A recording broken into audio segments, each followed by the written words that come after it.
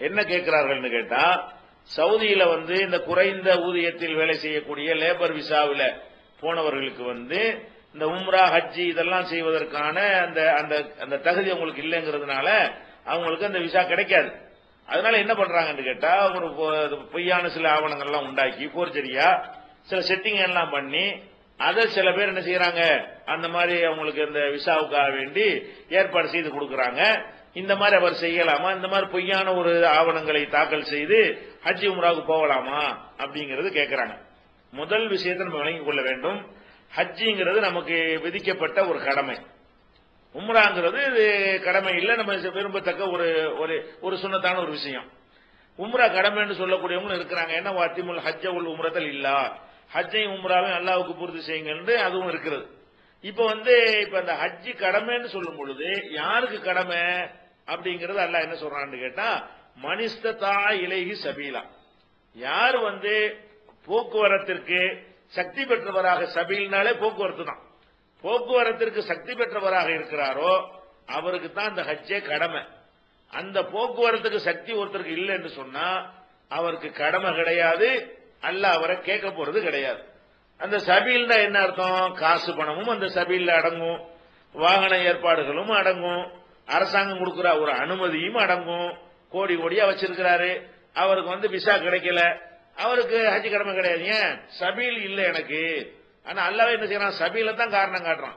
மனிஸ்ததா இலைஹி சபீலா, சபீல் வழி அவனுக்கு என்ன செய்யணும், திறந்திருக்கணும். அந்த வழி திறந்திருக்கலன்னு சொன்னா ஒட்டச்சுக்கிட்டு நீ போ, சட்டவிரோதமா போங்கிற மாதிரிலாம் அல்லாஹ் சொல்லவே கிடையாது. அதனால இவர்களுக்கு ஹஜ்ஜி கடமை இல்லை. முதல் விளங்கி கொள்ளணும். லேபர் விசாவுல போனவர்களுக்கு அவங்களுக்கு அந்த நாட்டில் அந்த மாதிரி விதி போட்டு இருந்தார்கள் சொன்னா அவங்களுக்கு ஹஜ்ஜி கடமை ஆகாதீங்க. அல்லாஹ் கேட்டானா எல்லாம் எனக்கு அந்த அனுமதி இல்லை அப்படின்னு சொல்லிட்டு போயிடலாம். அப்ப அந்த மாதிரி ஒரு இருக்கிற நேரத்தில் நாங்கள் ஹஜ்ஜி செஞ்சோம், நாங்கள் உம்ரா செஞ்சோம்னு காட்டுவது அது இறைவனுடைய அந்த சலுகைக்கு எதிரானதா இருக்குமே தவிர இது ஒரு வேண்டாத ஒரு விஷயம். நம்ம செய்யணும், புரிந்து கொள்ளணும். நமக்கு எப்ப எல்லாம் நல்ல சம்பளத்துல வாய்ப்பு தரான்னு நம்ம பாத்துக்கிறோம், வந்ததோட ஹஜ்ஜ செஞ்சுட்டு போயிடும் அப்படின்னு ஆசைப்படுறாங்க, அந்த கடமையை நிறைவேற்றிடுவோம்னு சொல்லி. அது எப்படி உங்களுக்கு கடமை ஆகாத ஒண்ணு எப்படி நீங்க நிறைவேற்ற முடியும்? இத ஒரு விஷயத்தை விளங்கிக்கிறணும். ரெண்டாவது என்னன்னு கேட்டா, இந்த மாதிரியான ஒரு நல்ல ஒரு காரியத்தை செய்யும் பொழுது பொய்களை பிராடையும் செஞ்சு நமக்கு நாம வேணும்னு கஷ்டத்தை உண்டாக்கி கொண்டு நம்ம அப்படி செய்வதற்கு மார்க்கத்தில் கூடுமா? அல்லாஹ் இந்த ஹஜ்ஜுடைய விஷயத்தை சொல்லும் பொழுது ஜவ்வது, அதற்குரிய சாதனங்களை எல்லாம் நீங்கள் தயாரித்துக் கொள்ளுங்கள் சொல்லிட்டு இன்ன கைர சாதி அத்தக்குவா, அந்த சேகரித்துக் கொள்ளக்கூடிய சாதனங்கள் எல்லாம் சிறந்தது தக்குவாங்க. நல்லா நீங்க ஹஜ்ஜிக்கு போகும் பொழுது தேவையான விஷயங்கள்லாம் நல்லா திரட்டிக்கங்க. ஜவ்வது, தேவையான விசா, பாஸ்போர்ட், போக்குவரத்து, காசு, பணம் என்னென்ன வேணுமோ எல்லாத்தையும் செய்யுங்க, முன்னாடியே தயாரித்துக் கொள்ளுங்கள் சொல்லிவிட்டு இந்த ஹஜ்ஜிக்கு பிரத்யேகமா என்ன செய்யலாம், இதுல சில கோல்மாலாம் பண்ணுவாங்கிறதுக்காக வேண்டி தஸவ்வது, ஹஜ்ஜுடைய வசனம், ஹஜ்ஜை பத்தி தான் இந்த வசனம் இருக்கிறது. ஹஜ்ஜை சொல்ற ஆயத்தான் நான் சொல்றது. தஸவ்வது, தேவையான விஷயங்களை எல்லாம் திரட்டிக் கொள்ளுங்கள். இன்ன கைர ஜாதி, திரட்டிக் கொள்றதுல சிறந்தது அத்தக்வா, இறை எச்சம் தான். அப்ப இறை எச்சம் உள்ளவங்க எப்படி ஃப்ராட் பண்ணுவாங்க? இறை எச்சம் என்று ஒருத்தர் இருக்குமையானால் அவருடைய நிர்பந்தமான நிலையில் வேண்டுமானால் என்ன செய்யலாம், சில தவறுகளை செய்யலாம். மார்க்கத்தில் நிர்பந்தமான ஒரு நிலைக்கு தள்ளப்பட்டு விட்டால் உயிர் போயிடும், அல்லது பசி தாங்க முடியல, அந்த மாதிரியான ஒரு மெடிக்கல் விஷயம் இது மாதிரி எல்லாம் வறுமையானால் நம்ம என்ன செய்யலாம், அதுக்காக வேண்டி சில பொய்களையோ வேற சில செட்டிங்களை பண்ணணும்னு சொன்னா நிர்பந்தத்துக்கு எல்லாம் மன்னிக்கிறவனா இருக்கிறான், அதுவும் குர்ஆன்ல இருக்கிறது. ஆனால் நிர்பந்தம் ஒண்ணு இல்லாத ஒரு நேரத்தில் நம்ம ஒரு பொய் சொல்வதும் ஃப்ராடு பண்ணுவதும் ஒரு செய்கிறது நல்ல ஒரு வணக்கம். அதனுடைய பேசிக் ஃப்ராடுல இருந்தா அது ஹஜ் ஆகுமா? அந்த அஸ்திவாரமே பொய்யா இருக்கும் பொழுது பொய்யை கொண்டே நம்முடைய ஹஜ்ஜுடைய பயணம் ஆரம்பிக்குமையானால் அது எப்படி தக்வாவுடைய ஒரு அடையாளமா இருக்கும்? உலகத்துல ஹஜ்ஜின்னு போட்டுக்கலாமே தவிர, ஏன்பா நீ போனது ஹஜ்ஜிக்கு போன அதுக்கு இப்படி பொய் சொல்லணுமா, அதுக்கு இப்படி ஃப்ராடு பண்ணணுமா, வேற ஒருத்தன் பேர்ல நீ போன என்ன மாதிரி செட்டிங் பண்றாங்கன்னு தெரியல. என்ன மாதிரி பண்ணாலும் அது ஃப்ராடா தானே இருக்கு, என்ன மாதிரி பண்ணாலும் அதுல ஒரு மோசடி இருக்கத்தானே செய்யும்.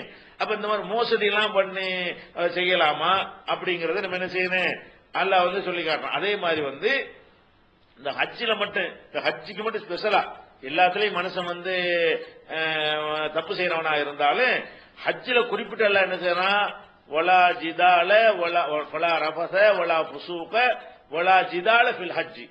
ஹஜ்ஜில 3 விஷயம் கிடையாதுன்னு அல்லாஹ். என்னது? வலா ரஃபஸ, ரஃபஸ்னா இந்த தப்பான செயல்களில் ஈடுபடுறது, அது தாம்பத்திய வரைக்கும் மனைவிட்ட சேர்றது வரைக்கும் அது அடங்காது. அது அது வந்து கிடையாதுன்னு எல்லாம் சொல்லிட்டான்.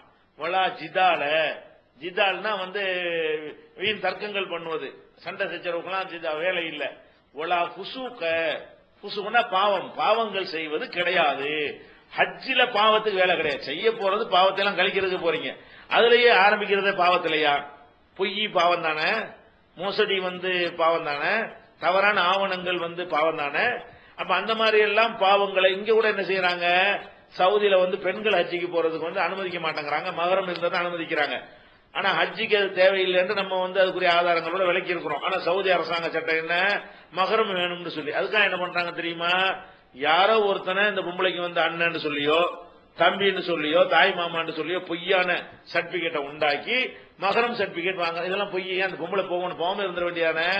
அதுல நாங்க போக வேணாங்கிறோம். உனக்கே அது வேலை, உனக்கு தான் கடமை இல்லை இல்ல, நீ போ ரெடியா இருக்கிற, உனக்கு மகரம் இல்ல, மகரம் இருந்தா தான் விடுவேன்னு அவன் சொல்றான். அவன் தடுத்து விட்டான், உனக்கேமா கடமை இருக்கு, நீ பாட்டு வீட்டுல உட்காரு, ஹஜ்ஜுடைய நன்மை கிடைச்சு போயிடும், நீயத்து பண்றீங்களா ஹஜ்ஜிக்கா வேண்டி, நீ உன்னை தடுக்க தானே செய்யறாங்க. அப்படிங்கிற அடிப்படையில் நம்ம இங்கே என்ன செய்யறோம், சொல்லிக்கிட்டு தான் இருக்கோம். அதனால ஹஜ்ஜிக்கு ஒரு தனி சட்டங்கள் மார்க்கத்தில் சொல்லப்பட்டிருக்கிறது. ஹஜ்ஜில ஃபுசூக் இருக்கக்கூடாது, தக்வா மெயினாக இருக்க வேண்டும், அது சபீல் இருந்தா தான் கடமை. இப்படிலாம் இருக்கக்கூடிய நேரத்தில் எதுக்காக வேண்டி போட்டுட்டு இப்படிலாம் ஃப்ராட் பண்ணி போகணும்? இருக்கிற இடத்துல தொழுதுட்டு போங்க. எல்லாம் இந்த ஹஜ்ஜி ஆசையா இருக்கு, எனக்கு வாய்ப்பு இல்லை, அதனுடைய நன்மையை கொடுனா எல்லாம் ரப்பல் ஆலமீன் தந்துட்டு போறான். அதனால இந்த மாதிரி வந்து ஹஜ்ஜில போய் இப்படி செய்வது அது வந்து ஒரு நிர்பந்தமாக நமக்கு தெரியவில்லை, ஏற்றுக்கொள்ளத்தக்கதாக இல்லை.